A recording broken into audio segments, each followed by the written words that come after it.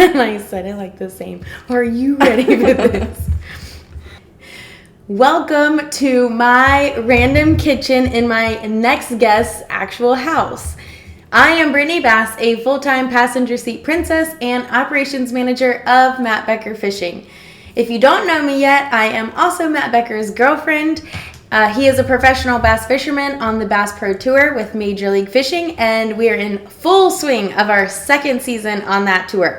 So with this channel and podcast, I plan to bring on some of the best wives, fiancés, and girlfriends to talk about their lives, their families, their superstitions, because we got them too, so that you can hear from our side all the behind-the-scenes goodness that goes into making a tournament season successful. So this is episode 9 of Random Kitchens.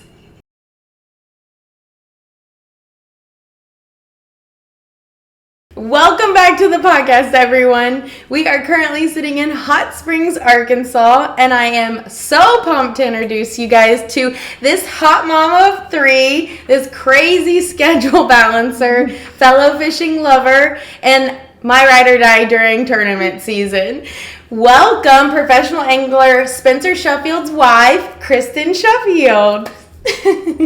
So welcome to the channel, and not so random of a kitchen this week because we are sitting in actually her in-law suite's kitchen. So the boys are upstairs. Well, one is upstairs, one is asleep. So we are taking over her in-law's kitchen today. So like I said, we are sitting in her kitchen because we're here for a couple of days. So Matt and I were able to stop back through when we were coming back through from the Classic Expo so the boys could fish and we could have a spa day. So I haven't had a spa day since like 2021. I think Matt got it the last time it was like for my birthday. So I'm like super pumped. So what do we have scheduled? So we're going to go to the Astral Spa. This is at Oaklawn, so big deal here in Hot Springs. The Astral Spa is, I think, the best because they have amenities. All the other spas, you go to get a massage and you just get a massage, but this is like an actual spa experience. So we're going to go ahead of our massages and we're going to go do the sauna and the cold room and potentially a needle room. A needle shower. Needle shower. So I'll keep you posted on the needle shower. I think it sounds like really, like it would feel good, kind of. Yeah, it's supposed to bring blood flow to the top of your skin. Yeah, that'll be good. We'll pick up your kids and I'll just be like blown out. But I can't wait. So you guys, starting from the beginning, because obviously I have gotten to know her very well. So I'm going to try to do this. When I was writing the questions, it was actually kind of difficult because like I knew what she was going to say or the answer. So I was like, okay. So starting from the beginning, for people who don't know you at all, who are you, where do you work, and where are you from? So I'm Kristin Sheffield. I'm Spencer Sheffield's wife. I'm from Hot Springs, Arkansas. I'm actually a registered nurse. So I work here in Hot Springs at the smaller hospital in this town, so National Park Medical Center in surgery. Love it. And how many years have you guys been fishing on a national circuit? Together since nationally, he made it in 2020. Made it back in 2020. And then prior to that, and we'll get into all this, but prior to that, how long did he fish before making it back? Like locally, he fished from... Nationally before, so like okay. on the FLW tour. So he graduated high school early a semester so that he could fish because his dad fished professionally. So I think 2007 or 6, possibly 7, to 2016, I think was his last year. Okay, so like almost 10 years previously. Okay. And then do you travel full-time with him? I do this year. I know. I'm so pumped. And then previously, did you travel like intermittently or how did that work? So I had to kind of pick and choose with my work schedule, and obviously we have 3 kids. Trying to work that around. I've got to have somebody to watch our kids when we're gone, somebody I trust. And so his mom was able to kind of watch them pretty much full time this past year. So. And we are loving it for multiple reasons, and we'll kind of dive into all of those too, which is like I think an awesome thing that this life like provides. So, okay. So like I said, because I know you so well, it was very difficult to get all my questions together, surprisingly. So I'm just going to pretend like I know nothing. So starting with the you and Spencer story, we're going to do that before the break, and then we're going to do like tournament world and tournament life and what that looks like after the break. So starting from the beginning of you two, how did y'all meet? So interesting. He actually, my little brother, who's 6 years younger than me, fished in high school. He was encouraged to be a boat captain, and so I met him at Spencer. Yes, okay. So he was fishing nationally at this time. I didn't know him from anywhere else, but he captained a boat for my brother, and so I met him really for the first time then. I knew of him, but I've never physically met him. Yeah, like small area. Yeah. If people are fishing at all, it's kind of smaller world. Yeah. So what was y'all's first date? Was it planned or not planned, or how did it? Actually, I asked him, and we went to Walmart to buy groceries for dinner, which happened to be spaghetti. So that's good. Now we do spaghetti every night before tournaments. So look at that. Yes, he was outside playing in the yard. I think actually with my little brother, and my grandma said, "Hey, will you go get stuff for groceries?" And he wasn't like making any kind of move, so I was like, rolled up the road and he rolled down the window. "Hey, you want to go to the grocery store with me?" And he turned and was like, "Me? You want me to go to the grocery store?" I was like, "Yeah." And there we went. Aww. Like, hint, hint. Yes. I would like to make dinner with you forever. Yes. So had you kind of like had eyes for him like through that whole, or like did you find him before he found you, I guess? No, I think it was at the same time, because me and him were both going through a lot of changes in our life. I was going through divorce. He was going through a divorce. He was hanging out with my little brother, so he was at my Mimi's house, which my Mimi has this huge house, and we all lived in it. And so I was around him then, and kind of got to know him better, and so we kind of just leaned on each other during that time. I don't think it was like a planned thing. Yeah. But going back to the first date thing, I guess you could really say me asking him, that was our first date, but so my dad and his girlfriend at the time thought it would be funny that they invited him blindly to my birthday dinner. So he shows up and is like, "Oh, Kristin's here. Like, didn't know I was going to be there. It's my birthday dinner." It's your birthday! It's my dad's girlfriend, and me. Of course, he would just come in. Yep. He walked in, you know, baseball hat. It's an Italian restaurant. Yeah. Nice. And I had tiramisu, and I was eating it, and he kept looking at it. And if you know Spencer, he loves dessert. So I was like, "Do you want a bite?" And offered him a bite off my fork. And he still jokes me about it, because he was like, "You didn't even know me, and you let me eat off your fork." He could have been crazy. Could have been. Crazier. No, I'm kidding. So is he a big, like, sappy romantic guy? No, I don't think. I mean, okay. He can watch a romantic movie. He loves romantic movies, and he'll cry. He'll hide it, but he'll cry. But he doesn't do like sappy romantic things. With you? Not anymore. Like, he used to write me little notes, but honestly, I think when you've been married for, and I don't mean that in a bad way. He still, like, asks for cuddles and stuff. He does. He ask quicker. Now that you think about it. Sorry. He does ask for cuddles, but like, he's not one of those that's gonna be like, "Oh, babe," you know. That's probably good. I feel like that would be a little much. Maybe a little much. The notes would be know cool, each other though. right now. Yeah, the notes would be cool though. I like the notes. So, do you remember who said "I love you" first? No, but probably me. Yeah.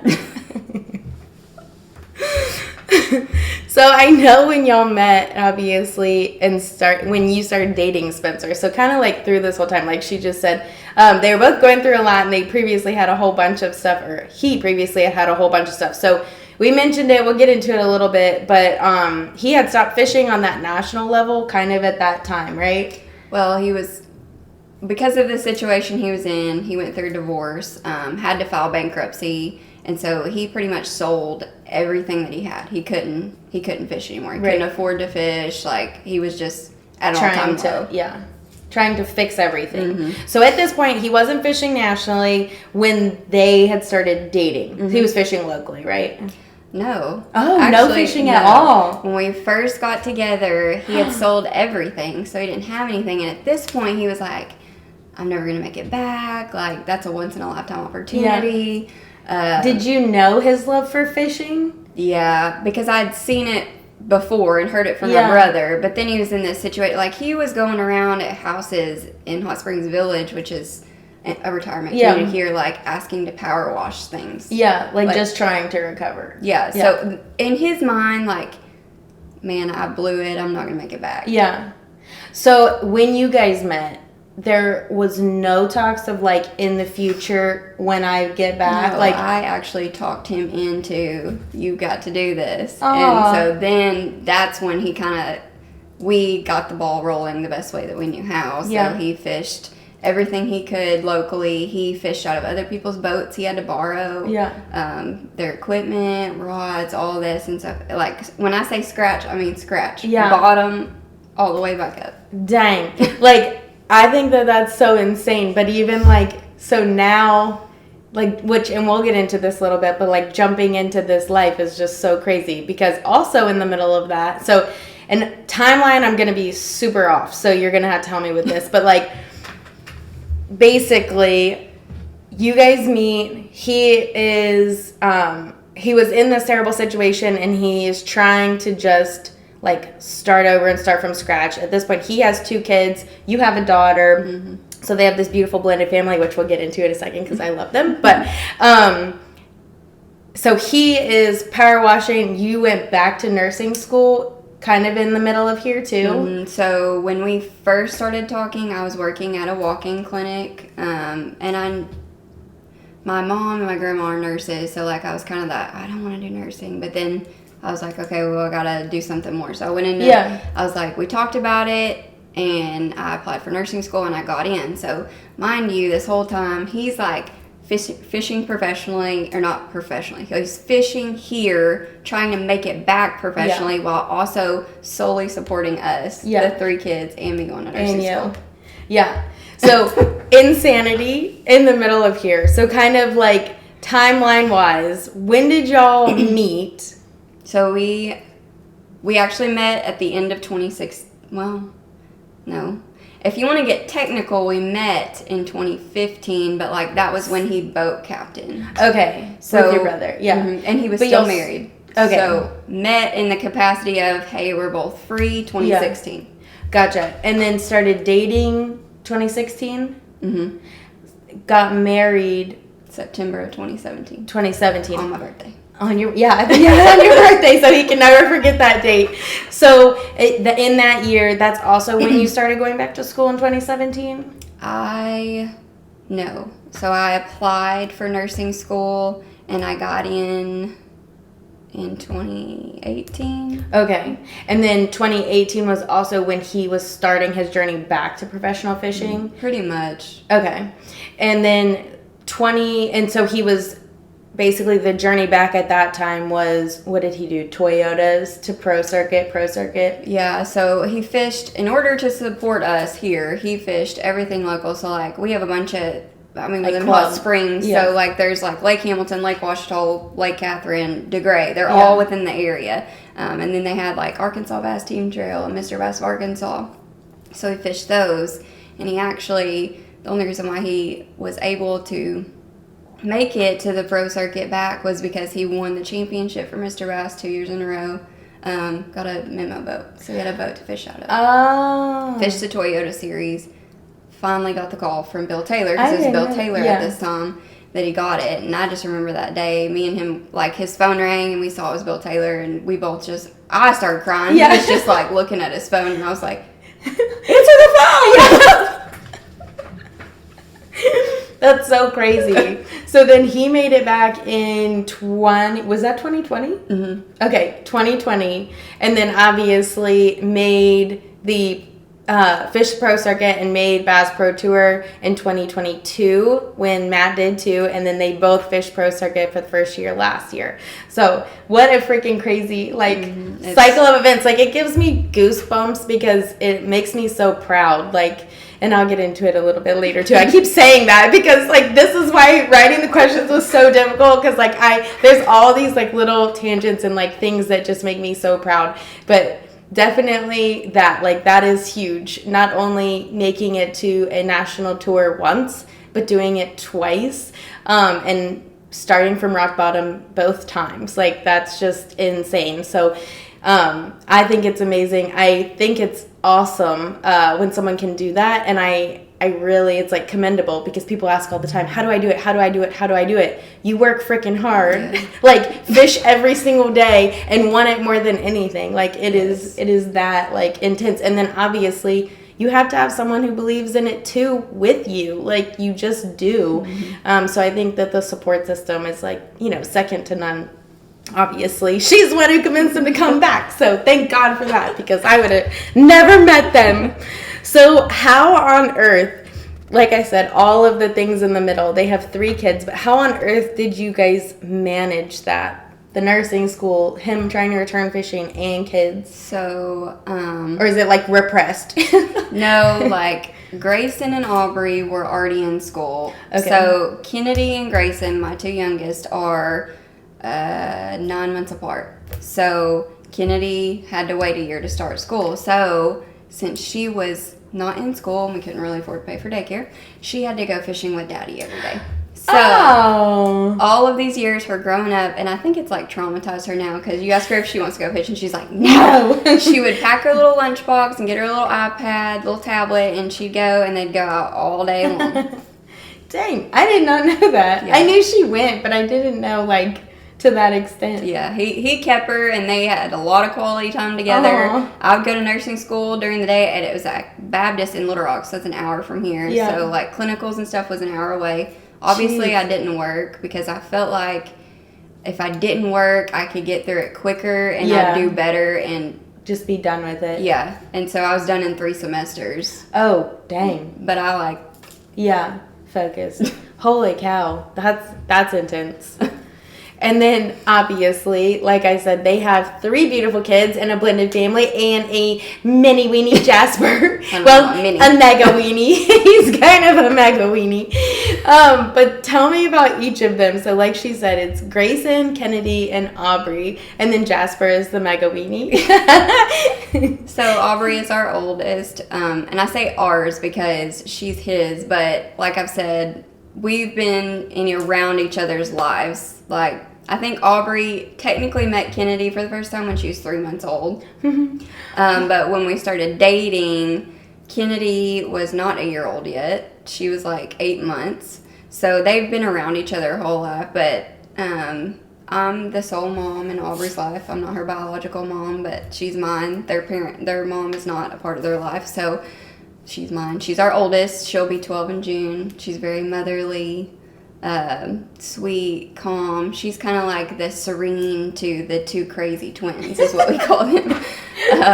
And then she is like a good middle, I feel. She is. She's very chill, like goes with the flow, kind of like her daddy, I guess. Yeah, like bridges the gap between them two. Grayson can be calm, but he's also a boy, so he can be very rambunctious, but he's very sweet.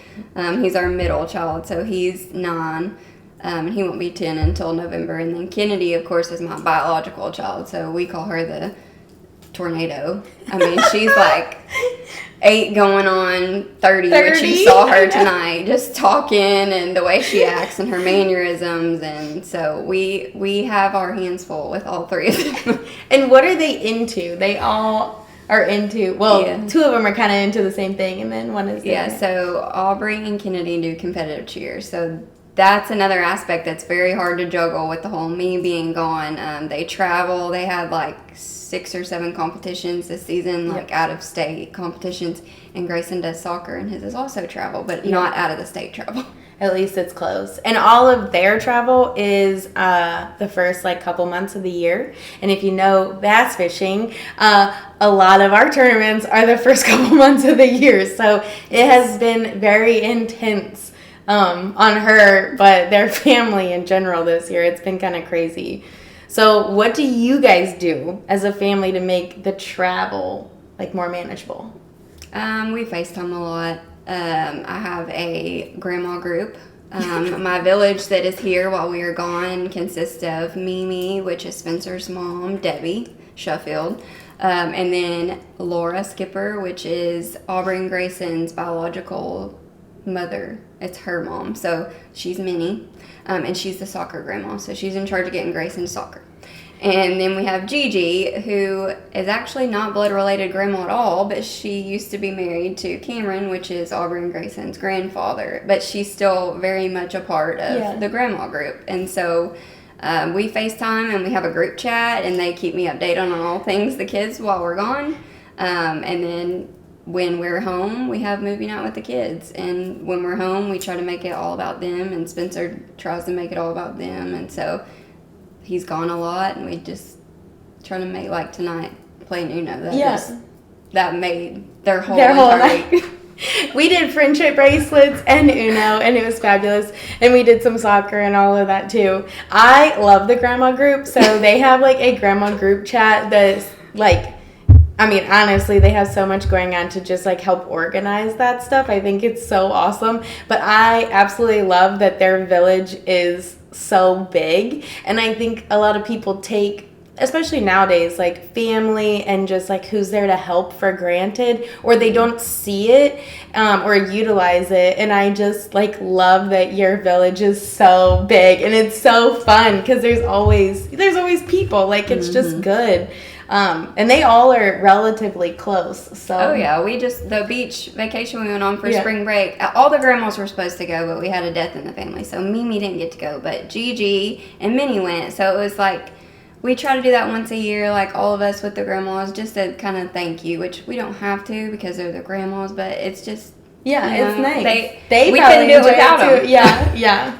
So it is crazy. So it's awesome, obviously, that they have so much family time, which is what bass fishing can afford. When they are home, they can be fully home because they're technically done with work, even though they're not done with work. They can just prioritize the time a little bit differently instead of also having to go work a 9 to 5, which is super awesome. And then obviously when they're gone, the grandma group takes over, and the kids don't miss a beat because they stay here and continue their activities. So I think it's awesome.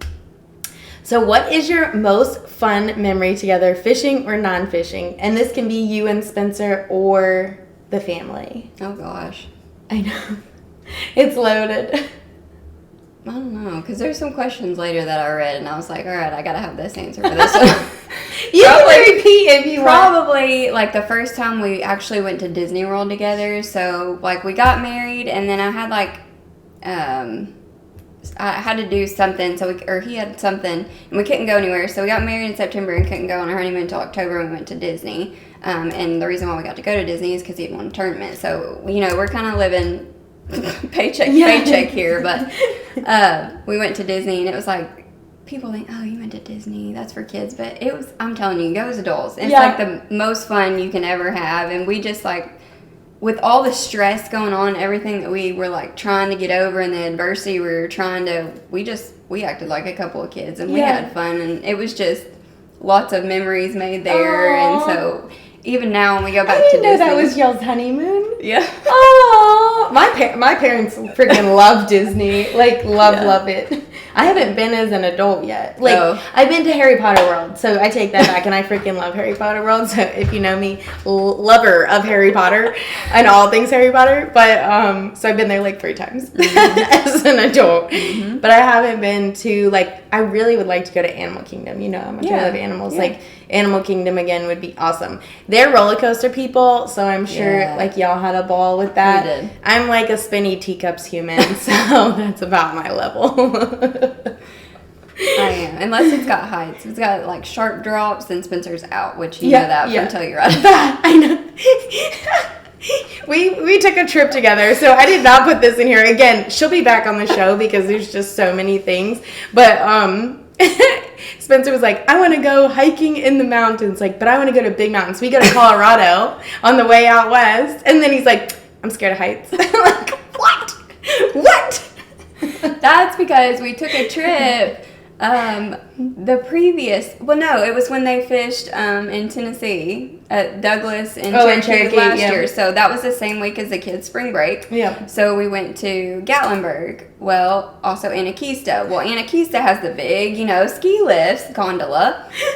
And he was in it, and it's one that comes down, and it's not enclosed. Yeah, okay. They didn't go in the enclosed, the bus gondola. They rode. He rode with Grayson, and it starts going up, and he's like, oh no, it's not locked. Like, so he rides with his face in Grayson's hood the entire time, and the whole time he's thinking, if I slide out and die, Grayson's gonna die. I didn't think he was gonna make it all the way up. Meanwhile, me and the girls are having the best time ever. He's a hard pass on open air gondolas. Yes, no. Also, we knew this, and we booked a resort that you have to take a gondola down until you ride. So also it was enclosed. This one was fine. He was doing okay. But the open air, hard pass. There was one right next to us, and it was like a 1-seater open air. I'm like, no. That's a no. Oh my gosh. So traveling a lot can definitely make that quality time part hard, as you guys know, obviously, as we know. What's your go-to date night? Movies. Yeah. We usually go to a movie and like out to dinner somewhere at some point, which I'm probably jumping ahead, but I know y'all's is a little different. When y'all travel, it's like work time, and it's work time for him too, but that's like my time. Yeah. With him, no kids. And that's, I said at the beginning, like, we're going to come back to this, because this is definitely, like, we agree, like, almost 100% on everything as far as, like, a tournament week, in relation to that, like, how intense it is, how much we love it, how much we love to watch live, like, all the things. Our main difference is on, like, view of tournament weeks is, obviously, Matt and I don't have kids, so this week for us is 100% work.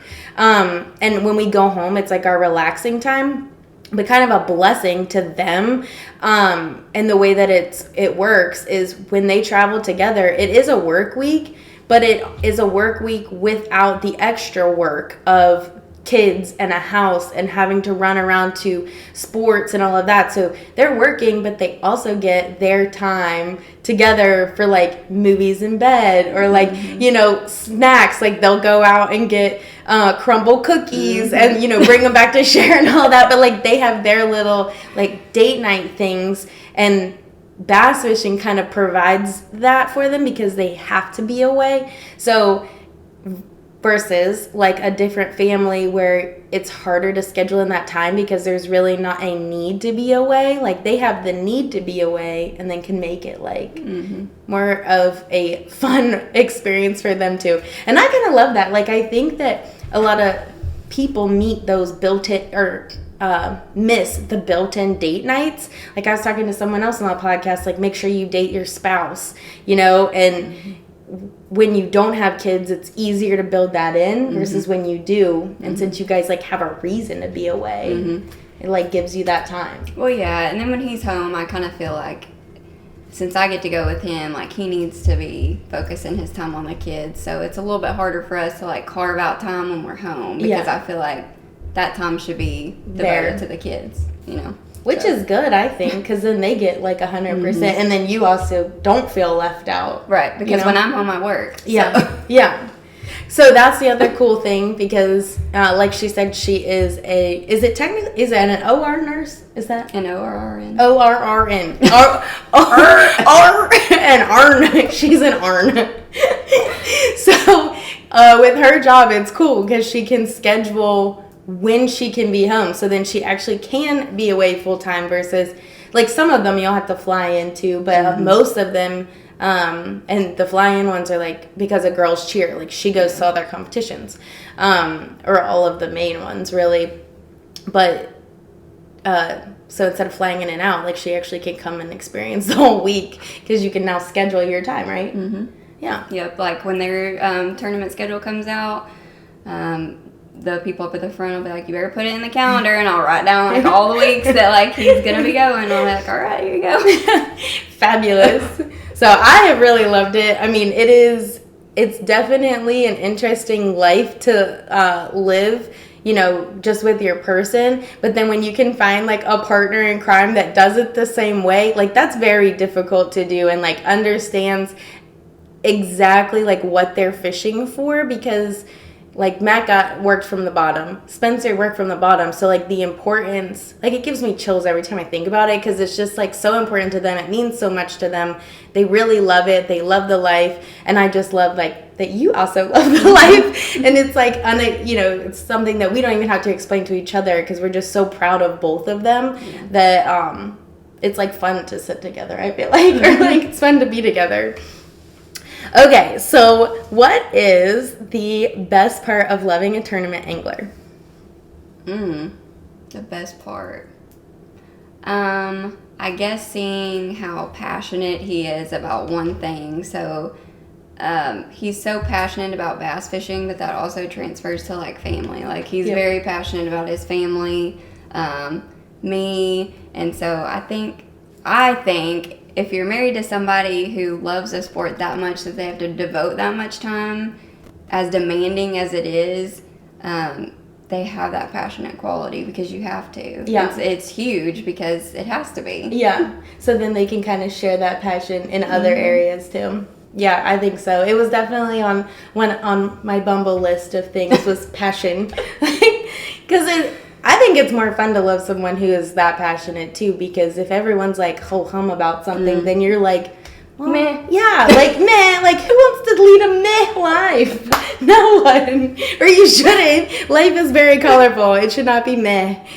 But what's the hardest part about loving a tournament angler? So I've heard her do lots of podcasts. Yeah, like I usually she's ride in the background. And so I knew my answer to this, and we've actually talked about it. The hardest thing for me, it's like a double-edged sword. So I know that he has to devote all of his attention and time to bass fishing. Like, that's what it is. This is his job. Like, he is a legitimate professional athlete. And so I know that, but it's hard for me during tournament time to, like, step back and be like, all right, he's not always anything about me first. Like, he's doing anything about this tournament first. And maybe that's just because I'm a selfish person. But I feel like I should be the center of attention, and that's hard for me sometimes.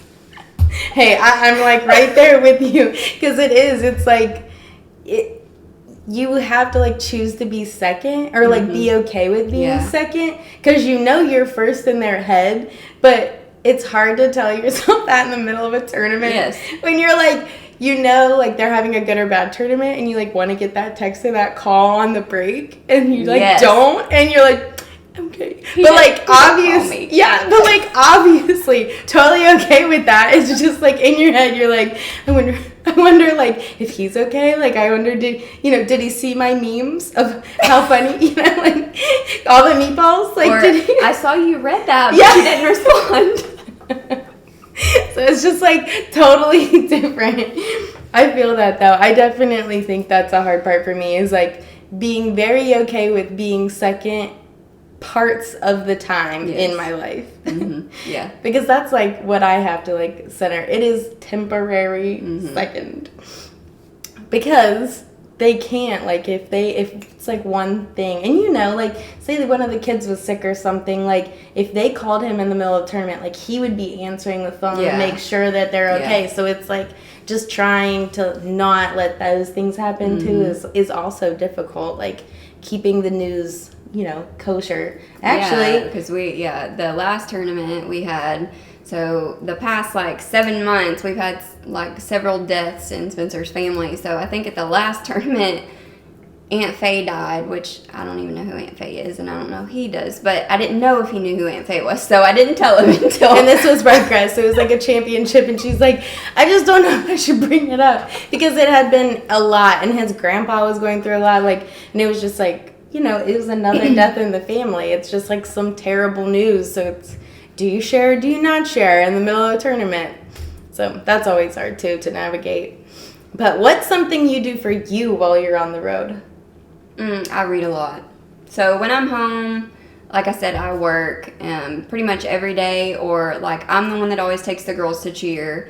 So when I'm at tournaments, I spend time with you. Yes. Or we go do fun things, or I read. And so all day while they're practicing, we have all day to do whatever we want to do for the most part.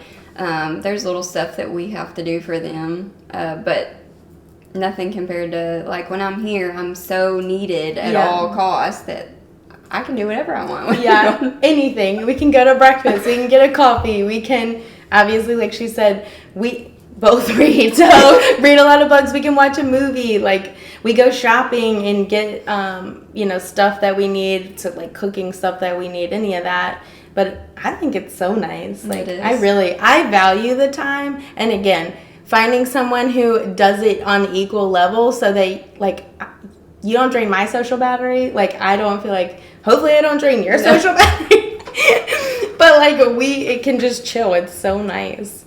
Okay, for a new lady, a part of the fishing family, what is your best piece of advice for them? It could be, like, a new mom, too, because you've seen it from all ends. I think going back to the whole what's hard for me is, like, you're going to have to learn. Growing up, little girls, you always want to be, like, the center of your man's life, which I'm not. I feel like that's saying stuff, but I don't mean it that way. I just mean when you get married, you're like, oh, I'm like a princess. Yeah. But you can't be that way like this. Like, there are times when you're going to have to step back and you're going to be like, all right, I'm going to have to not be so needy right now. Or, okay, I'm going to have to, like, build him up and not expect me to just, always get put on this pedestal. Yeah. That sounds kind of bratty now that I say it like that. No, but I get it. Like, you have to step up and almost be the man and the female sometimes, or, like, the man and the woman, just because, like, they are really, like, working to provide. Hang on tight. Yeah. Get through that first year, and then it'll be, like, all well-rounded, and you'll see, like, how all the pieces go together, and, like, what your pieces are going to be, and how you can help him. Yeah, like, where perform. You fit in it. Yeah. I think that is a hard thing, like, figuring out where you can go in the scenario. Because you probably know couples, too. Like, I know couples where, like, she doesn't want to go on the tournament weeks because she thinks she'll be, like, a hindrance, which, like, to be honest, you probably could be, but you probably won't. You'll probably be a help as long as you, like, figure out where to go in. But I do think it takes a little bit to figure that out. Like, well, yeah, and it took me until this season, and now I'm actually having to do more stuff this season.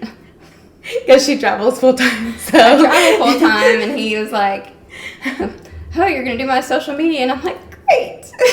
Which, technically, she already was doing, however, she was putting it on her page. Yes. And I was like, girl, you're paying someone to do what you do on your page. Just put it on his page. Because she does a very good job. So now she's helping in that, which we'll get into a little bit too. But so last question, then we'll take a little bit of a break. But if we had a WAGS fishing tournament, and I ask this all the time, which I think is funny. Which wife or girlfriend do you think would win? So actually, before Kara asked you on the last one, because I was always sitting in the back listening to her.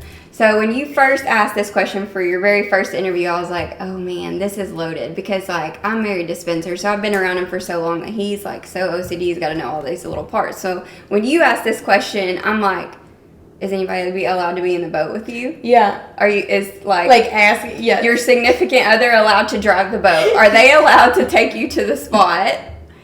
Can they rig all of your stuff? See? And run the trolling motor, because then that's a very different question on who's going to win. Yes. I know. Someone had commented that, like, the first time, too, and I think, like, I think it would be more fun if the guys drove us around, and we had to cast and catch the fish, because it would suck. Like, it would suck for them to just watch that happen. Yes, like, it would be hysterical. But I think it would be like very fun for us, because that for me, and like I say this all the time, like I know exactly, because I'm same with you, like been in the boat with him a million times. Like, I know what he is technically looking for, or looking at. Probably not looking for is the right word. I know what he's looking at and trying to catch when he's trying to catch it. So I like would know what he's showing me, but I wouldn't know how to get there by myself. Or if you were like how is this going to be ran? Like, are you just going to be like, hey, we're going to this random lake? Because I have no idea how to break a lake down. Like, none. I would just be like, that looks good. Let's go there. Let's go to all the trees. And I'm only throwing a chatterbait, so better figure out how to catch him doing that. So do you think you would win if he was able to do all of that? I can only throw a chatterbait, so better be a chatterbait tournament. No, I'm not well-rounded at all, so I can probably say safely it would not be me. Do you think it would be any of our previous guests? I don't think Kara, because she definitely said she didn't. She saltwater fishes a little, but not. I feel like Anna or like Katie. Yeah. Maybe Irish. She said that they killed it. Maybe. I don't know. It would be interesting. Like, I for sure would watch. Are we doing smallmouth or doing largemouth? Because that's a big difference, too. That is a huge difference. I would 100% want to go smallmouth fishing. Because I think largemouth are just dumb. No offense. But they are just so, like, slow. Like, smallmouth is then like... I definitely couldn't throw a chatterbait. No, you couldn't. Because the smallmouth's not... But then you wouldn't really have to think too much, like... I have to throw a drop shot. Yeah, you and you have to take it to the spot. Yeah. And I'm so insanely competitive, and I suck at fishing. So I would be like, this is irritating. Yeah, it would just be a lot. I feel like it could be good. It would be funny, yes. I feel like teams. So Kara suggested, and sorry, we've got darker. My light went out. But Kara suggested teams, or was it Iris? I think one of them, my previous guest. Yeah. And I think teams would be fun. Mm-hmm. I think it need to be like a local pond, because I don't think like a lake breakdown would be like, that would be too much. But I feel like a local pond could work. Maybe. You know, we could just like wherever they're going tomorrow. Oh, yeah, they're going to Stuttgart, Arkansas. Yeah.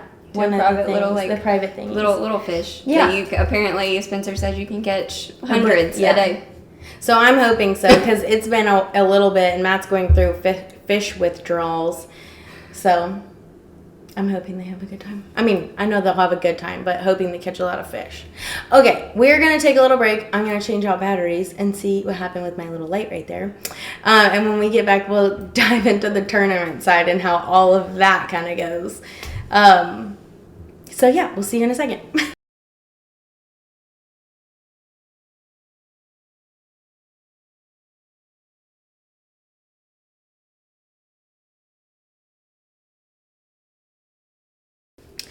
We are back. So let's dive into the tournament world. So I know Spencer's story is similar to Matt's in that he never has remembered like not fishing, like he's always been fishing. But something that I don't think people know is, and kind of like how we mentioned, Spencer has not only been fishing nationally recently, so since 2020, but he qualified to fish the FLW tour. Is that what it was? And he fished that tour for, which it would be like 9 years before he had to stop fishing for a little bit. So again, like I think that is pretty insane. I think it's like a testament to not only him, but also his fishing ability, because like I said, people ask all the time, how on earth do you get here? And he not only made a professional tour once, but he actually did it twice. So I think it's pretty crazy. So kind of starting from there and starting from the bottom of the whole story, how did he get into fishing? So his dad, Ron Sheffield, he fished professionally. So probably from the time he was born, his daddy was planning on him fishing, but he loved it, so it worked out. So he's actually was an accident, so he's 10 years apart from his brother. I didn't know So that. he kind of got to go with his parents when he was smaller. And he'll tell me stories of like he'd be riding in the car to a fishing tournament and he'd have his like little blanket and he'd hang it out the window and his dad smoked and it would smell like cigarette smoke and he would sniff it and he'd go to sleep. And so he's traveled with them when he was real little. He knows some of the families that are still out there. From traveling. And so like he would go to all the tournaments, and while Ron was like weighing in, he would be like out there at the bank like throwing his little pole like trying to catch stuff. And when he got left at home, like his mama, they had a pond and she would like take him out to the pond and let him go fish. And so his dad told him when he was little, I think he was like, he told me 4 or 5. He really wanted to go fishing with his dad. His dad went fishing all the time when he was home. And so his dad said, well, you're not going with me until you can throw a bait caster. So Spencer, his little 4-year-old self, walks out there and learns how to throw a bait caster so he'd go fishing with Dad. And they fish local tournaments. Which is difficult, by the way. Like, I still have not 100% figured it out. Oh, I've got the gear turned. He turns it all the way up. drag, yeah. Yes. So, like, he doesn't have to pick out. That's where you create, when people say, like, bird nesting your reel, it's with a bait caster. It's very hard.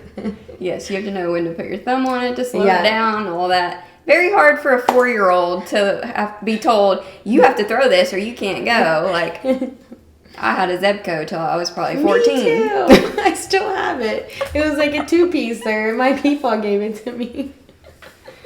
Anyway, so he fished local with his dad, and every time they won a tournament, his dad would like split the money with him. So he had a savings account, and he would put all of the money in a savings account from the local tournaments they won. So by the time he was 17, I think, he actually bought his first boat with cash from winning the tournament. That's awesome. I didn't know that. Yeah. Aw, no, that's awesome.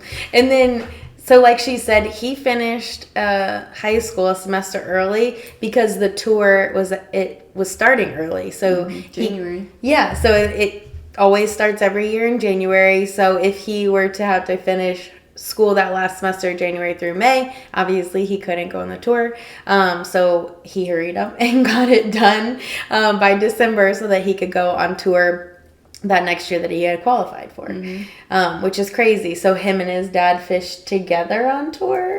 Not together, because it's not a team thing, but like on the same tour. Spencer started off in the back of the boat as a co-angler, won co-angler of the year, and moved to the front of the boat, I think in 2012. Okay. So, and I don't know what year his dad retired, but they got to fish together, both professionals, for several years and travel together before his dad retired from it. Oh, that's so fun. Did Spencer crush his dad, or did his dad crush him? I don't really know.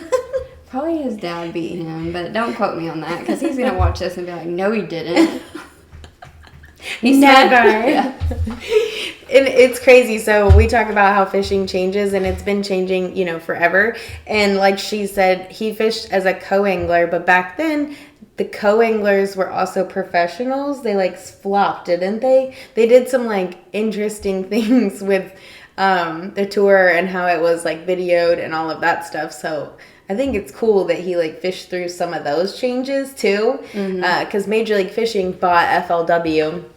And it had changed significantly, obviously, before they even had bought it. And it's more, like it is now with the invitational circuit. So that was that circuit. But yeah, you had to start at the back of the boat and work your way to the front. And now you don't have co-anglers in the pro circuit. It's just the front of the boat, just the boaters now. Just the boaters. Yeah, it's pretty crazy. But obviously, it's all good things, and regardless of how it was, like, still trying to figure out, navigate your way through to the professional level it's always difficult, but figuring that out is always good. So obviously, they went through a lot to get back to where they are, which is here. But what do you think the biggest contributor to you guys, like, getting back here was? Probably all the people that just kind of helped us when we didn't really have the means to do. So, like, all the people that let Spencer borrow their boats for like to fish tournaments, or because he had to sell everything, he literally had nothing. So like he was borrowing like tackle and rods and like a boat, and he just had so many people that were rooting for him to like get back, that we would have never made it. Our neighbors, we happened to move. I moved out of my Mimi's house because it was just, me and Kennedy living in my Mimi's house. And when we got married, we all moved. Our whole blended family moved into a rent house. And we had great neighbors that they're actually going to fish with tomorrow, Jamie Bridges. Oh, they own the alligator farm here in Hot Springs, and they were amazing. They helped us with the kids. Like, Spencer and Jamie fished together, and just the whole support system that we had back then. We wouldn't be where we are now if we didn't have all of those people back then. Oh, I was wondering, because I didn't know that answer. I was just writing it so I could figure it out, so I could find out. Because it's different. It's different for everyone, but I do feel like resounding, like it is, though it makes the world feel so small and comfortable, especially in like times that just like suck sometimes. The world can be so kind when people constantly tell you that it's not.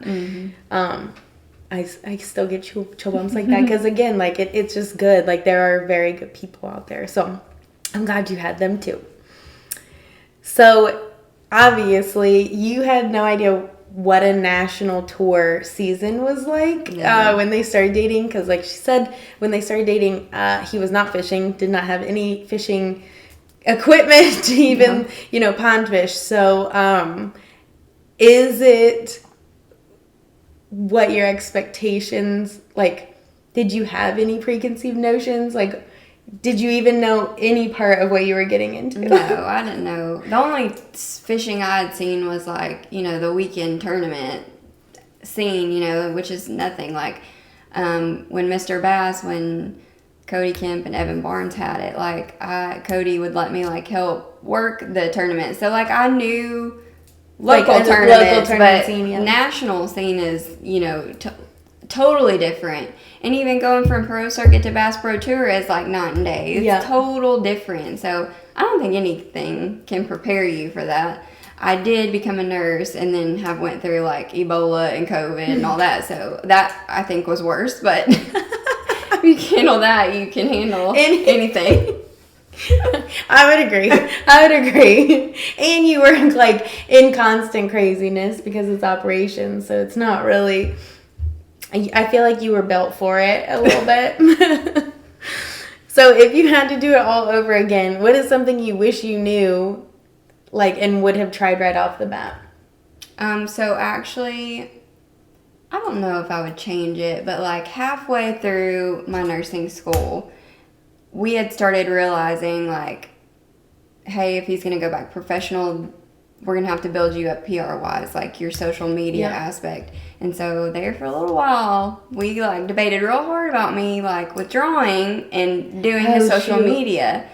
Ultimately ended up not, but I feel like had we, maybe not me quitting, but like had we like carved aside or maybe like figured something out, made time, I feel like things would have been a little bit different. So I would change that. I think I'd still finish nursing school. I think I made the right decision there, but I do feel like we would have placed, I think we were just so focused on him trying to get back to that level, but like that other aspect is so important too. Yeah, on the sponsor side, like it helps you build your whole brand, which luckily for Spencer too, like he did have some connections from like that previous life, but at the same time, like it is such a different world than it even was back then, and how they did sponsorships, and like how, they used to sponsor like teams of guys instead of like you individually, and the you individually didn't depend on, your influence online. It was like your soul fishing ability, because it was live TV only. There wasn't any other avenue people could access you. So that was like very different world. Yes, dramatically different. Yeah. Which I think y'all do a phenomenal job now. So we'll talk about like where you guys can find them at the end. But they really do. So go check them out. But if you, if you didn't know, or if you knew what you knew now, like jumping into the tournament scene, this is not on here, but it's just a road question. What do you think the first thing like you would tell like a new girl is about jumping in, expectation wise? Because you went from not to like full on travel. You know what I mean? Like, is there any difference? Is it like a culture shock? Is it? I guess it depends on, like, if you're newly married and it's just you two, or if you have a family. Like, for me, kind of working into, like, going full-time was better just because, like, our kids are a little bit older now. It's easier to be away from them. It's easier for people to take care of them. Yeah. I don't feel as guilty going with him. If it's somebody that just is, like, it's just you two and you're just married, you know, like Nick and Bella Hatfield. It's just them, like, go for it, full-fledged, like, absolutely, just go for it. And I mean, it's great. Like, that's the life that you go into. And she knew that that's what she was going into. I had no idea that you helped it become it was. Yeah, I'm kind of like, wow, all right, I did that.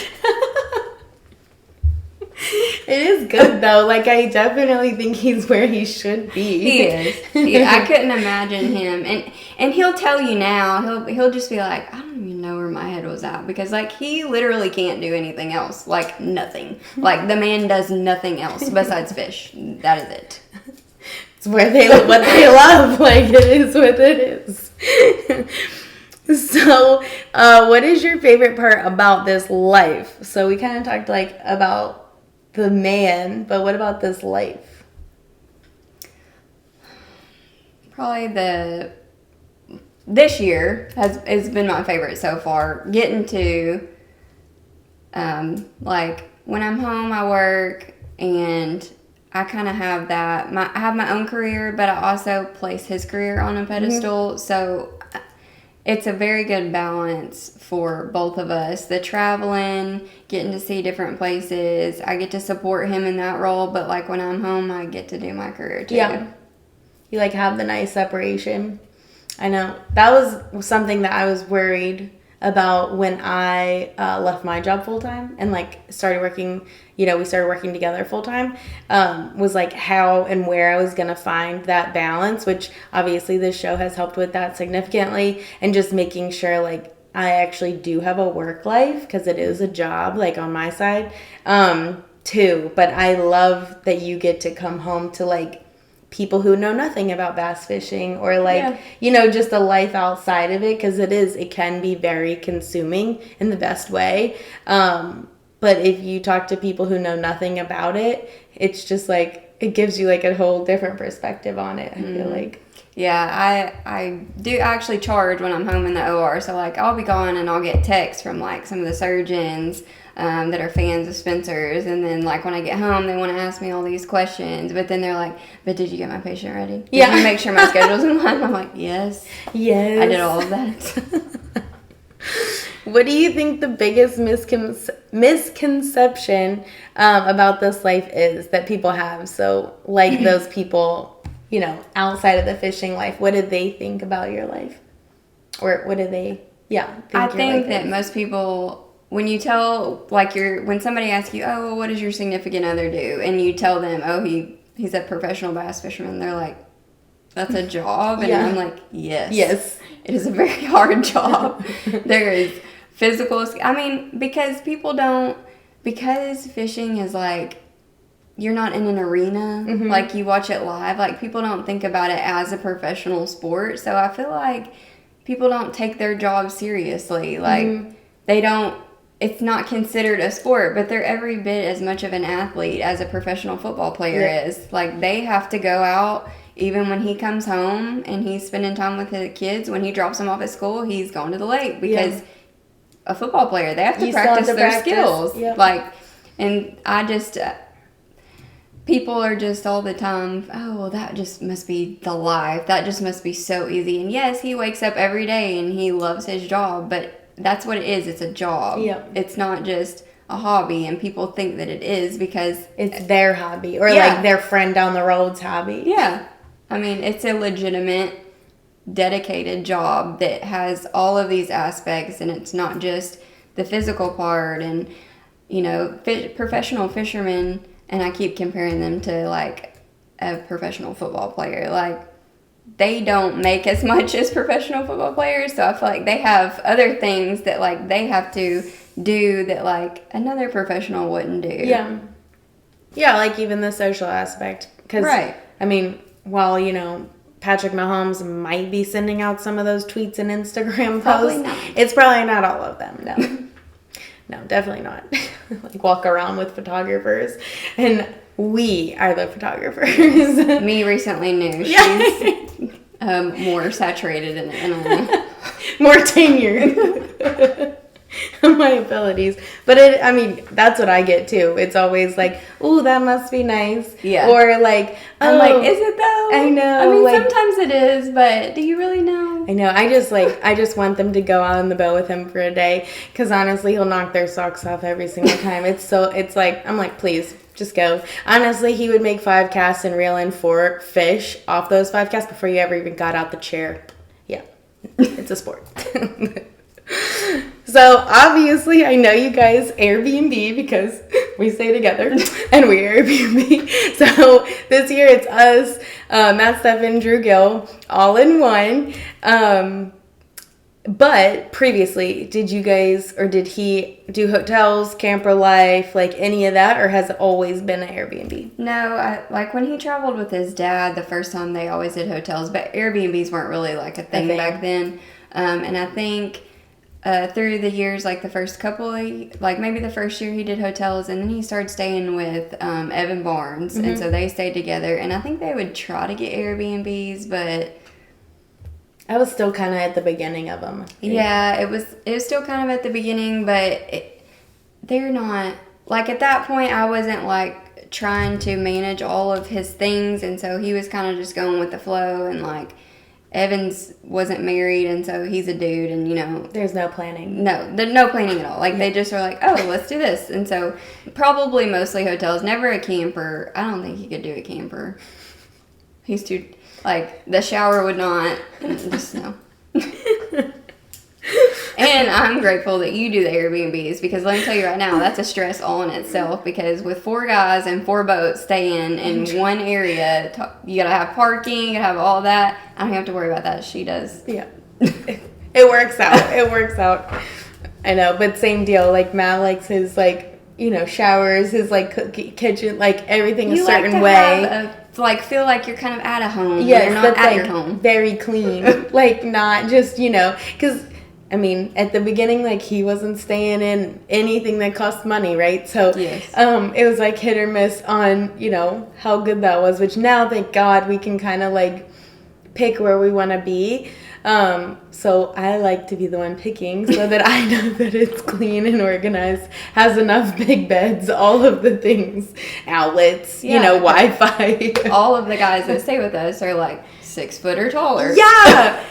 Which, funny side note, and I'll probably get trolled for this a little bit, but going to the Classic, I can honestly say that MLF is where all of the tall anglers are, and Bass is where all of the shorter guys are. I don't know why. I don't know what it is. I don't know how, but someone needs to go through and put all their heights, because, like, it is wild. Stats. Yes, like, we need, like, arm span, height, stats, because it is wild how many people I thought were, like, taller on TV, because obviously we're fans of the sport first, so we watch everything, MLF and Bass, and they are so much shorter in person. I could not believe it. So it must be some in the water over there, but we got the tall guys, and our house in particular is like every bit above, 6'2" at least, 6'3" at least. They are ginormous.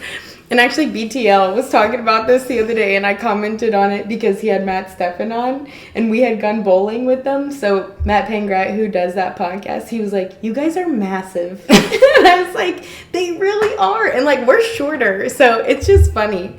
Yeah, when they sit on the couch together, it's funny. It's like all of their heads are all like super tall, and so she's like, gotta above like the couch, have her camera like up on a pedestal so that like it can get all of them in there. It's too good. It really is. You guys, if if you haven't, go on it's Matt's channel and watch their like tournament preview. It's like the practice recaps. They are a freaking hoot. So we'll continue doing those, but they're very funny. They're just a bunch of goofballs, but we love them. Okay, so obviously tournament weeks we generally cook at home, just because the guys are out late. So I know, but when y'all go home, like after tournaments, do you guys typically cook at home or eat out? And do you guys have a favorite meal to make with the kids or a favorite place to get stuff? We try to eat at home just because it's easier with 3 kids. They're getting to the age now where they can kind of sit still, but they still like to like be able to do like roam. And when you've got 3 kids and they've got to like sit in a seat at a restaurant, it's just not great. Not as fun. So I either DoorDash or we cook dinner. And we don't really have, when we have our movie nights, we do that on Fridays because they don't have school the next day, and we have pizza. I love that. We used to do pizza nights at my house too. We were like balling on a budget when I was growing up. So we would do, I think if they got like, it was like kids eat free or kids got a free pizza or something. And I loved it. But that was only like we did once a month maybe, or every other month or something, like because it was too much. But I love that every Friday night. I wish we did that, like me and Matt even, just did our own like consistent one night a week thing, because ours just varies so much. What is y'all's favorite meal when we travel? I never asked that. I don't know what his would be. He likes that Chinese chicken that you make. He does like that. And the fried rice. I don't know. I like the zucchini. Oh, yeah. I know. I kind of gotten away from making it. I need to do it again. The zucchini with the Parmesan and broccoli, with Parmesan. Spencer eats anything. He loves anything food. Yeah, and he puts ketchup on everything. Yes. So. Any kind of sauce.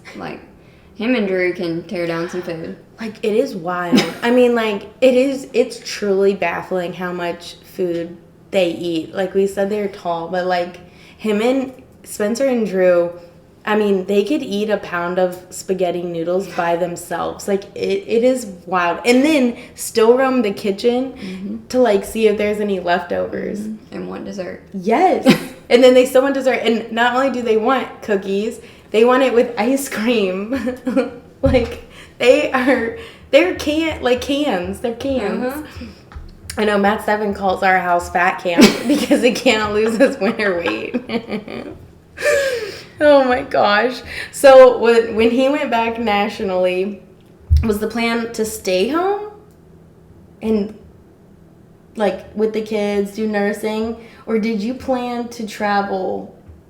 I don't think we really had a plan. We didn't have a plan. We just, I think financially it was great for me to have my job because I made good money. And so I think at some point I was like, well, because he's I didn't go with him at all at first. And so he didn't know what it was like when I wasn't there. Right. And then I got to go to a few. And then, so when I wasn't at those, he was like, this is dumb, I really hate this. I felt like he was acting like Eeyore. And so even now, if I don't get to go, which is rare, I'm always like, what does he act like when I'm not there? Because then I feel bad. So it was never my plan, I guess, to go. Would I want that? Yes, which I'm doing it now. But still, with the kids and stuff, if the girls have a cheer competition out of state, I'm not going to expect the grandmas to take them, to Kentucky or wherever, and so I'll have to go do that for them. Yeah, we went to Chicago this year, so I've had to fly into several. But what we have now is the ideal situation on how it's going to be, and I think it'll get even better as the kids get older. Yeah. And maybe they won't be they don't get to go with him during the summer when they're out of school because they've got extracurriculars that they do that they have to be here for. So that wasn't the plan, but I'm glad it is where it's at now. And when I don't get to go, I feel bad because he'll be like, this is dumb, I hate this. I feel like he's moping in his room. And when we're there with y'all and I'm there, we're talking to people and we're having a good time. And he's never moping in his room, but he definitely is man, I'm not gonna sleep well without her here. That makes me feel wanted. Yeah, it is. Or he'll just sit on the couch. Man, if Kristin was here, we were doing this. I'm like, well, don't make her feel bad about it. Yeah. She has to be in like 5 different places at once. So I think you do a good job of that. And then do you guys plan to bring the kids to any of the events? All of the events? I know they came twice last year, I think. Once last year? No, just one. So we try to do at least one where they get to come. But it's kind of hard because it has to be somewhere where BPT is taking the anglers that, like, there's stuff to do. Yeah. Because sometimes... some of them are in the middle of nowhere. Yeah, like no cell phone service. I can't DoorDash. There's no coffee places, no breakfast, and grocery stores 30 minutes away. Yeah, or an hour. No, that makes sense. Yeah, last year they came to Cherokee Douglas. Which was Gatlinburg. Yeah, and the time before, did they come to Richmond? Did y'all go to Williamsburg? Yes. Was that what that one was? Yeah. And then New York? Have they been up? Did they come up there for his title win? Which No, they weren't there. They weren't there for the title win.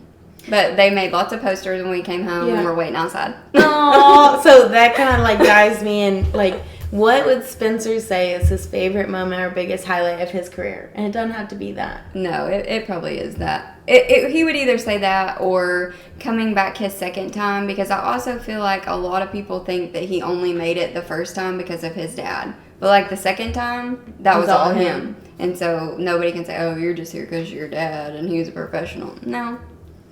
Yeah. And the first thing that she was saying, he won the title championship, which is huge. And it was, let me think, 21. Up in New York. It was awesome. We were there, but we didn't really know each other then. Well, we were in the same house, so I think you were still working, and you were on your computer. Oh my God. Yeah. And I was upstairs, not watching live, and so like I can hear her yell, and then like I've got live off because, again, I like do when we've talked about this the whole like, oh, he's doing good, I'm gonna watch. Oh, he's not, so I'm not gonna watch, and so but then somebody was like, oh, you need to watch, he's doing really good. And then I turned it on, and like 5 minutes later, he like dedicated a fish to me, which is like a first ever. And I was like, finally, after 2 years, I got a fish dedicated. That was crazy. We were in our Waddington house. Yeah, the really big old house. Yes. And we still didn't like, so at this point, this was like when we first, was that the first time? No, it would have been, was it the second time we stayed together? Was that the first time we stayed together? Probably, because I wasn't going to all of them. Like, Spencer may have stayed with y'all several times, but I don't think he was, like, fully. Right, but that was, like, the first time you were fully there. And so I was working full-time for 2020 season, into 2020, 2021 season, and 2022 season? Yeah, 2022 season. So 2023 season was my first season not working. Whew, that's weird. But yeah, that was intense. Like, my hair was falling out and all these things. So you were upstairs in that room. I definitely did not remember that. But I was probably on a conference call. Mm-hmm. Oh my gosh. Whew. I do. I remember. Well, yeah, I remember it now. I remember. Didn't his friend Chris come up and stay before that? Yeah. Yeah, because we had like a Toyota series or something, and then his friend Chris came up and stayed. Yeah, I do remember that. Mm-hmm. Okay. Wow. And Kurt was staying with us. Yep. Kurt was Kelsey there? I think so. With the dog? Yes. Oh my gosh. Yes. Yeah, I do remember. So I remember after he won, like, you were standing in the thing and like you were like holding the check or something. I remember going by and just being like, I'm so excited for you guys, but you were like still like tear stricken. Mm-hmm. I mean, that was a very cool. And y'all got a belt and a ring, right? Yeah, so he has like the big WWE like blinged out belt, and actually they don't even have the Pro Circuit title anymore, so he won the last ever Pro Circuit title. Yeah, so right after that, they changed the Pro Circuit over to the Invitationals, and they actually don't have a title event at all in the Invitational. So not only did he win the last title event, but the last pro circuit title event too. So, I mean, that was insane. It's like $200,000, like just like huge win. Just crazy moment. So was that your favorite moment as well of his career? Probably, because I think that's really like the first time I've ever seen, like, I know how hard he worked to get there, and seeing him on stage get emotional, like, as soon as his voice cracked, I was like, oh. Yeah, I'm done. I'm done. And I just know what it felt to him, and, like, I could, like, hear him at nighttime, you know, when they come in, and they're, like, telling you how their day went, and he's just like, man, I really feel like I need to win this one, or I really feel led to do this, and I'm like, then do it. Yeah. And it's just it was very bittersweet getting to see that. And I remember kind of like, and I still was new, so like I didn't know what to do, so I'm like standing by the camera like back here that's videoing, and I'm just like bawling. I think it was Kim, and she's like, do you want to go up there? And I'm like, yes. Oh, I remember you being like, I don't want a video, like I just want to watch him, like I want to see him in this moment. I didn't want to take any pictures, I didn't want a video, I just wanted to experience that moment. Like with him. No, that was awesome. So, what is y'all's typical tournament day routine? I know what it used to be, but I don't know if they still do it or not. I don't, so it depends on, I guess, where we, like, tournament morning, obviously Brittany makes breakfast for everybody because she's amazing, the guys, and so he gets it or whatever, and we go, and then usually he's like, I gotta get snacks in the morning. So on the way to the ramp, we still do it. We listen to Adele Hello every single morning for the ramp on competition Adele day. Hello. And we sing together. It's like my favorite thing ever. Like, I don't even remember how we accidentally found that out, but it's like truly fabulous. Yes, and so if it's still going when we get there and he like has to pick his Marshall up, he's like turning it down because he doesn't want people hearing. I'm like, nope, we're still going. It is still on. I love that. Do you guys have any like other routines that you do or like to do? No, I think he really likes to go out to eat before the night before a tournament. Like Matt likes his spaghetti, and sometimes you can't go out to eat because it's in the middle of nowhere, but he does. I think he likes to like go out, and it kind of like just gives him like a reset, and he just, the night before, he like will recap like his whole practice. He'll be in the bed and he'll just like be talking about his whole practice, and then he wants to like cuddle a certain way, and then he'll set his alarm, and then we'll try to watch a movie, and then he ends up falling asleep and then gets mad at me because I didn't turn it off. Because he wants to finish the movie. But I can't ask him. And she's not ready to go go to sleep. Yeah. And he's like, no. But then if I turn it off, and he gets mad. So it's a whole thing.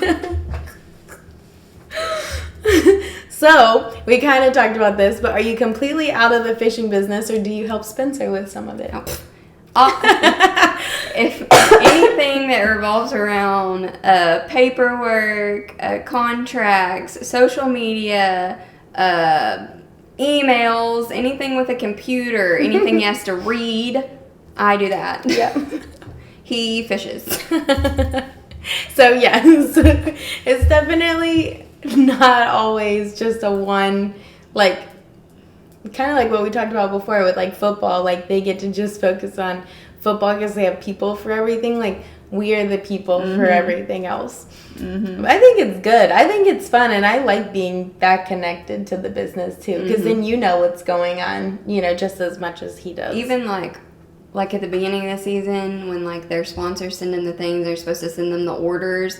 Yep. It's usually on, like, an Excel on a computer, and, like, I don't order it for him. Like, he has to tell me what he wants, and I'm typing it in the entire time. Yep. So, when I say all he does is fish, that is it. Sole obligation. And cook. He does make a mean Yes, he does cook when he's home. When he's home. Okay, now that we're not overheated. Okay, what is something random that you do that you think helps make Spencer more successful on the water? Well, it's not random, but going with him. I think helps him. I talked about it before. Me being there, I think eases his mind. Like, he has a little piece of home with him. Not that I'm his safety blanket, but, you know, it's just... Yeah. And having a good attitude, even if he doesn't have a good practice, because you know as well as I do, it's very much a mind game as well as the physical aspect. Yeah. And so I think if my attitude is bad, or like he says, I had a bad practice, I'm like, oh, great. Then it's just like there's no going up from there. Like, it's just kind of downhill. So even if I'm having a bad day, if it's a tournament week, I'm going to put on my best face, and I'm going to be happy about it. Yeah.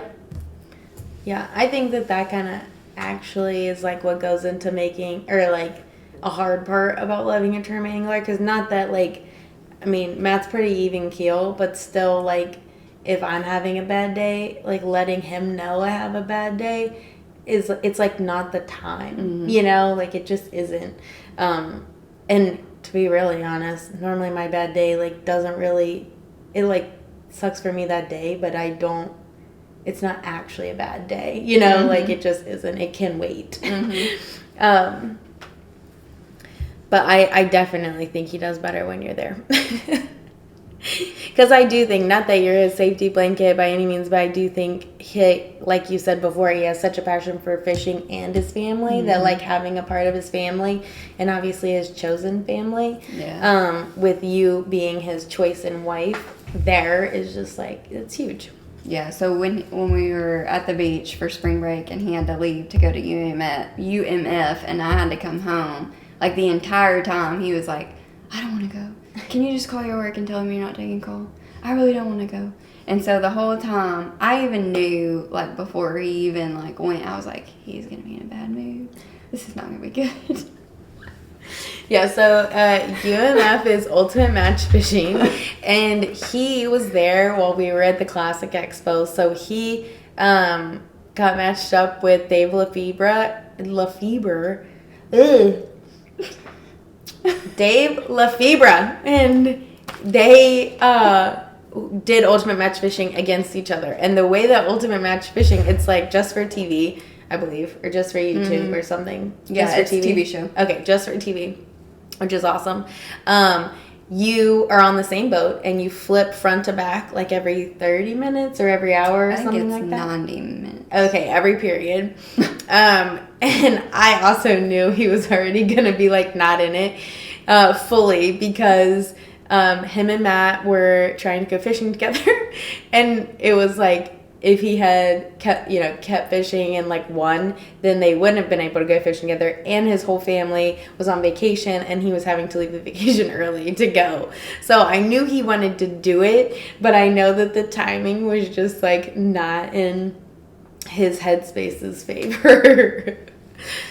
That, and then, Dave, like, hid some baits of his in the middle of the thing, because the cool part about Ultimate Match is, like, anything goes. And I really think that instead of just scheduling, like, 2 random people, I really think they need to schedule 2 friends, because, like, if him and Matt were on the boat together, like, you can cut each other's line, you can, like, push them in the water. I mean, you could do, like, anything in Ultimate Match. And I, like, truly think they're missing the boat if they don't have people who know each other on the same boat. You friends. Yes. Competitive friends. Yes, competitive friends, because it would be hilarious. Like, I think it'd be so funny. Or, like, even, like, Wesley and Suggs. Like, I think that they would just be, like, a riot together, because they're just, friends. Or, like, Edwin and Odd, or Edwin and, Andy Montgomery. Like, it would just be so funny. So that's what they were doing last week. So how many more years do you want to see Spencer fish? Oh, he's going to fish until he can't. I mean, 100%. If he's out there, like Mark Davis is, or, until he's like 75, go for it. Yeah. I say those guys are chasing their dream, eventually they'll have to retire, but if that's what they're passionate about and they're still able and they're still comting, then they're going to be happy. I mean, that's what makes them happy, so go for it. Yeah, I love it. I hope they're, little wrinklies out there just still kicking butt. Matt will still be like I'm not throwing a Carolina ring. I'm like, you're 80, throw one. You're 80. So, do you watch live? Yes. Well, depends. If I feel like I'm affecting the juju, then no, I do not. She plays the game too. If it's going well, you continue to watch. If it's not, you don't. Or you go take a shower, or she'll be like, I had to walk away. Can you watch in front of other wives? Probably not. I've never had to watch in front of multiple people. I know we can watch together, but like we understand the general. Yeah. And so I feel like if somebody were to say something, I would just be like, yeah. You know, me and my facial expressions don't do real well. You're going to see it before I say it. Yeah, like it is, I think it's difficult sitting at a table. This is why, like, whenever we do anything or, like, go out, especially, like, with other wives, like, I like them on practice days because, one, everyone's there, and two, there's really nothing, like, for us to watch or, like, not that we're competitive, it's just, like, it would be hard for me to sit at a table and knowing Matt's, like, doing bad or good and then someone else doing bad or good, and, like, it's an opposition, versus, like, when we watch, and I was talking to Sarah Steffen about this. So Matt Steffen's wife came to Red Crest last week, and she's like, so, like, how do we do, this, like, the live fishing thing? And I was like, we want everyone in our house to hit the money, and then after that, it's like dog eat dog. And I was like, however, like, we want our house to do better than everyone else, but still, like, knowing our person is, like, who we are rooting for to win. Now, in a perfect world, it would be, like, 1, 2, 3, 4 for our whole house. Like, that would be awesome. But at the end of the day, like, sitting in front of other people, knowing that I'm 100% rooting for my guy to win and hoping that he does, like, watching him either do good or bad in relation to that, and then their guy either doing good or bad in relation to that, is very hard. And honestly, like, I can only do it really, like, with you. I'm only okay with it because I, like, know, I mean, I feel like Spencer and Matt kind of fish similarly. So even if they're having, like, a rough day, like, we know that they can always come back because they are, like, their minds are, like, that good. Like, they will figure it out, or they will figure something out. So it's like we can kind of root for each other, knowing, that it's not like that they'll never come back or never have that chance. We also very actively participate in commentary. So, like, yes. While you football people are yelling at the TVs, we're yelling at the live stream. Yes. And we definitely think it helps. I think it definitely does. Yes. So we root for our favorites and all along the way. And, like, she was, like, we were talking earlier, she was saying, like, we want our people to do well, and if that is weller than our person, we're excited for them, like, absolutely wholeheartedly. Like, at the end of the day, obviously we wish our guy was in the number 1 spot or whatever it is, but if they aren't, 100% very excited that our other guys are, meaning, like, our house. And obviously Spencer and Matt have been traveling together forever, so we're always, rooting for each other. It's just kind of like how we set it up, I guess. Like, I don't really know, like, how we decided that. But it was decided that we could watch together. And we watched similarly. I think we kind of started out, like, in different rooms. Yes. And then maybe we kind of just, like, migrated. And then we kind of just felt it out, like, can we sit in the same room? And they're like, okay, this How works. does she watch? How does she watch? So from your perspective, knowing some of the guys and then Spencer, like, what do you think makes a successful angler? Dedication and time on the water. Like I said, if he's fishing a tournament, he's out there on the water. When he comes home, yes, he's here, like, to spend time with the kids when they're home from school, but, like, he's 100% at the lake. Like, all the different lakes surrounding Hot Springs, he's on the water, tackle prepping, watching videos, practicing, honing his skills, and you have to have that dedication, because you can't just go fish a tournament and then come home and be, sometimes they have like a month between, and then sometimes, it's just like a week or two. But if you're not doing anything on that time off, you're gonna get rusty. Yeah. Like, they have to skip stuff under docks, and like, you have to practice that skill. Yeah. And I think somebody that's just like, oh, I made it, I'm good. Yeah. No, you never are. Yeah. It's a constant fight. Yeah.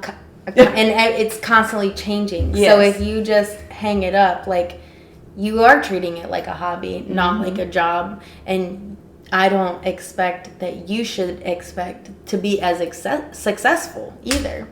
Because I totally agree with that. Like, we get to watch them every day, all day, just focusing on that. So obviously, no wonder they're wildly successful in both of their rights, because they spend so much time doing it.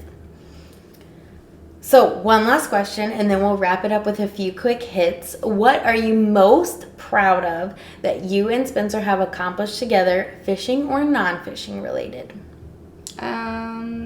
We talked about the whole first half, like going from, we were at the lowest of lows in both of our lives, and we hit the ground running and didn't stop, even if we broke legs along the way, until we got to now. And we're still running, but we're like at a leisurely jog. Yeah. Slow down a little bit, thank gosh. No, I am wildly proud of both of you for that. It's truly insane. It's definitely something no one can take from y'all. So, what is your well, we'll do a few quick hits, and we're going to wrap up with those. So, what is your PB and where did you catch it? Probably on Lake Catherine. We used to live on Lake Catherine. So, when he didn't have a boat, he would use Jamie's boat just if he wanted to go out. And, like, when I say boat, I mean, like, Jamie's paddle boat that he kept in the water. Actually, I think it had a little motor. Little John boat? Yes. Yeah. And so, he took us out there, and I actually have a video of him. It's hilarious. Going, and he just took us right out in front of like their house, and I caught a 5-pounder in Catherine, which is big. Yeah, that's awesome. Largemouth. He was probably like, wipe her up. Also, not my personal best, but I think it's funny because we've only ever fished one couple tournament together, like ever. So it was I think it was on Dickory, or maybe it was Washita. I don't remember. But they went to his best stretch because we weren't doing very good, and like I said, all I can throw is a chatterbait. And so I was throwing a jerkbait. He just taught me how to throw a jerkbait. So I was throwing a jerkbait, and obviously I'm at the back of the boat because he's at the front. Right. And so he's like, we're almost at the end of his best stretch, and like one gets it and loads up on it, and my rod tip is like bent, and I'm like, yes, I'm about to catch a fish behind him. And he's like, and he like turns around and he like gets the net, and he's like all excited. I'm like, I just caught a fish. It comes up and it's a freaking gar. Oh. I caught a gar on a red rattle trap. Please tell me somebody else that can do that. I bet you can. That's nice. Was he sad? Yeah, kinda. I think so. He got up to the boat and like cut the line, and he was like, that was a good cast. That's awesome. So what's y'all's go-to show or movie? We've had like certain shows and stuff that we watch, but it's kind of hard to like get set on a TV show when you have to like go like travel and stuff, because like some of the Airbnbs we stay at, maybe they don't have that streaming service or like whatever, but we liked Yellowstone. We watched that, and like 1883. He likes those westerns because he watched them with his grandparents.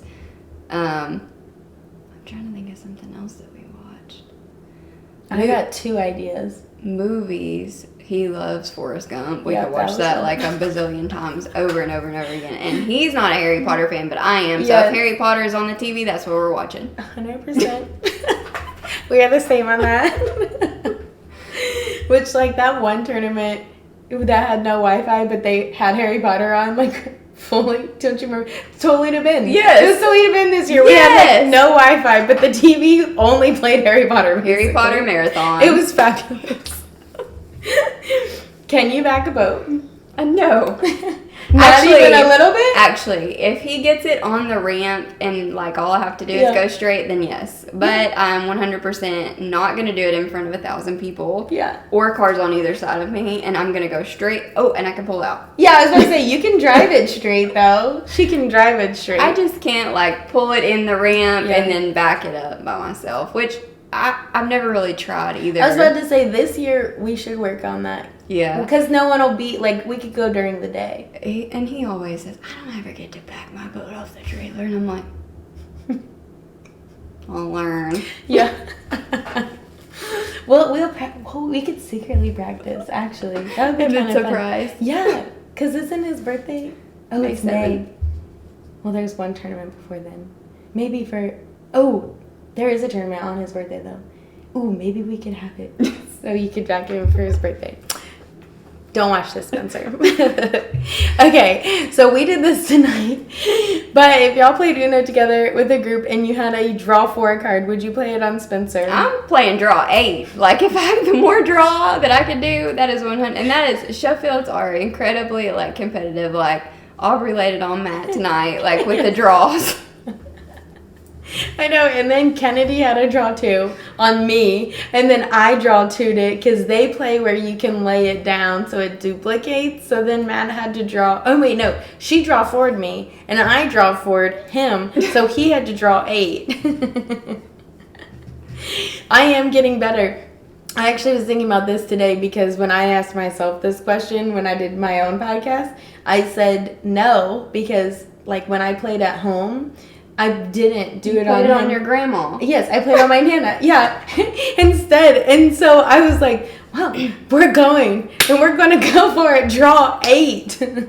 So he did. He drew 8. Yeah. And then Spencer played, or somebody played the shuffle of the hands, and I got his hand. So it's like karma. Well, Spencer got my hand twice and won both times. So there's that. You should have been the winner, is what it is. Okay, one more thing before you leave, which my last guest was actually me because I was talking about red crest. So I'm going to ask you what Kara's question was because so hers would be to you. Okay. So hers. So, and I'm taking this from another podcast, but I love it. So first, what is your question that you have for our next guest without knowing who our next guest is? Which actually you probably know who our next guest is, but... I don't know. That's hard. I know. And I already knew this question was coming. I just don't... Like, you ask all the questions very thoroughly. If you could pick any dream job, what would it be? Ooh, that's a really good question. That is a good question. Okay, and then Kara's question is, what is your favorite color? Pink. Obviously. Okay, everyone, that is our show. Thank you so much for being here. If you want to follow Kristin or Spencer, where can they look? I actually am in the process of taking over his TikTok, so if you look there, there's nothing recent. My TikTok is always all about him and our life. So if you want to know like our personal life, you can follow me. I think it's Miss Chris Nick Sheffield. Yeah. And then he's on Instagram as Spencer Fishing or Sheffield Fishing. I think it's Sheffield Fishing. Yeah. Yeah. And then he's also on Facebook as Spencer Sheffield Fishing. Yeah. So go follow them. They're fun. Okay, you guys know I love the women behind Professional Bass Fishing. I love the sport in its entirety, but bringing you guys some of the faces from the backside has been so fun, and I can't wait to share some more stories and perspectives with you all.